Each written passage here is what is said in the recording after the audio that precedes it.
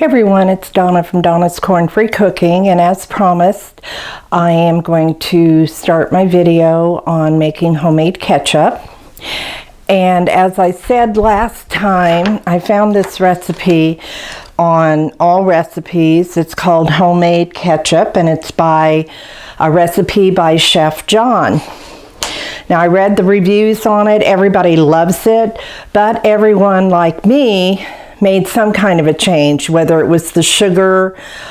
Generally it was the sugar, adding another spice or whatever. But what I'm doing today is sharing with you how to take this recipe, which you can find it on allrecipes.com, and instead of using the distilled vinegar, I'm going to be using my Bragg's organic apple cider vinegar, and we'll see how this comes out. It's got basically 7 spices in it, counting the salt. It has 2/3 cup of sugar, a 1/2 cup of water, and then 3/4 cup of the vinegar. Now in my crock pot here, as you can see, I've got 2 cans, 28-ounce cans, I believe. Yeah, this size can of crushed tomatoes. And what I did was put them through my food processor and put them into the crock pot, and I've got it turned on now. And it says in the recipe that you want to do it on high. And it takes about 10 hours, and you stir it occasionally. I'd say every time you walk by it, just give it a stir. And then after 10 hours, you turn it off. You put it into a fine strainer and press the mixture with the back of your spoon to get it to go through, leaving behind any skin or seeds that could possibly be in there. So then you put it in a bowl, and then you let it get completely cold before you adjust your salt and your black pepper. And it also says on there, instead of black pepper, you could use cayenne pepper. So for the purpose of this recipe, I'm just going to use the black pepper. So as I said before, I've got 2 cans of the crushed tomatoes in my crock pot, and I've got it turned on high. I'm going to add my 1/2 cup of water. Then I'm going to add 2/3 cup of sugar, which I'm using pure cane sugar as I've always done. And I'm going to sprinkle that in. And some people use like 1/2 cup of agave or honey, according to some of the reviews I read. So it's just up to you. Now I'm using a 1/3 cup measuring cup, so I did that twice. So the sugar is there. Now I've got to add 3/4 cup of the organic Bragg's, and I'm just going to pour that right in there to the 3/4 mark. There we are. And pour that in. And I'm going to start adding all my spices. Now I've got, let's see, a teaspoon of onion powder. And I'm going to have it everywhere like I usually do. I'm going to take a teaspoon of that, sprinkle it in, put that back together. Then I do 1/2 teaspoon of the garlic powder. I'm going to set these to my right as I do them. Okay, make sure I have the right one here. Yes. So I do 1/2 teaspoon. I'm going to have to pour it, okay, into that. Next, I do 1 3/4 teaspoons of salt.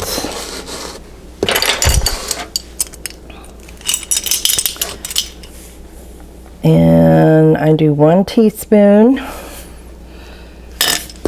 As you can see, I've lost my cast and I am now in a brace. Now I'm going to do a 1/2 teaspoon and then a 1/4 teaspoon, so that'll make make it correct. Okay.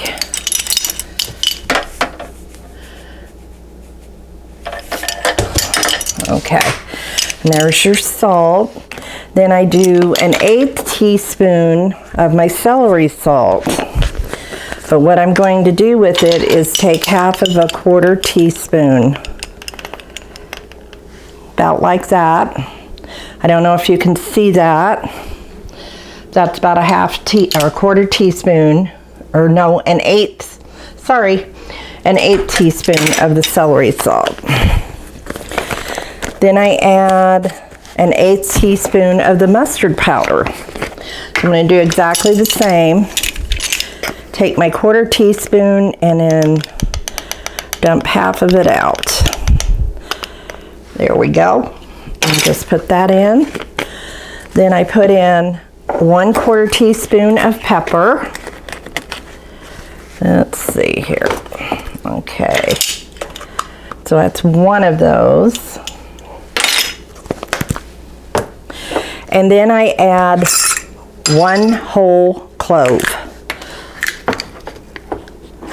I guess it just adds a little bit of spice to it, because I'm not sure if they do that with store-bought ketchup. But according to the reviews, people said that the recipe tasted exactly like what you get in the store. So I'm going to take my wooden spoon here, and I'm going to mix all that together real well. And then I am going to leave this cooking for the next 10 to 12 hours. So I'm figuring by about 10 o'clock tonight, it should be done. So then I will leave it overnight, and tomorrow I will do the second part showing how the ketchup came out and how it tastes. So until tomorrow, guys, talk to you soon. Bye. Hey everyone, take a look at the ketchup that is the result of what I was making yesterday from scratch. And the small bowl is the residue of tomatoes that were left over after I pressed the rest of it through the sieve into the larger bowl. And as you can see, I've got ketchup. So let me put this back onto my tripod, and I can discuss with you how the results were from this recipe and changing out the vinegars. So hold on just a moment. So everyone, as you can see, as I showed at the beginning, this is what was left over, and it's just like a very thick puree. And you can continue to use that in like sloppy joes or something else that you use a lot of ketchup for. And then this here, as you can see, is my ketchup. And the only difference, like I said before, is I use the Bragg's organic apple cider vinegar instead of the distilled vinegar that the recipe calls for. I love going to this site and finding recipes because I can adapt them to help me, who is allergic to corn, so that I'm able to eat without having any allergy attacks. So I hope that you guys will try this recipe, and let me taste it here so you can at least get an idea of what it tastes like.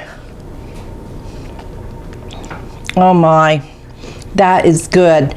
It tastes better than what I've ever bought in the store. So it's worth doing. When I did it in my crock, as it says in the recipe, to leave the lid off on high for 10 to 12 hours, mine was done within 9.5 hours. So it's just a matter of judging how thick you want your ketchup, how much it cooks down, but it's perfect for those of us who cannot tolerate store-bought. So as I said before, I got this recipe on allrecipes.com.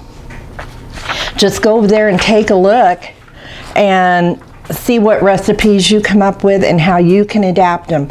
My purpose of my site is to help those of us who are allergic to corn or intolerant and can't use store-bought ingredients. So this is a good way to make your own ketchup and not worry about having an attack. So until next time, guys, have a good weekend and a good week. Talk to you soon. Bye.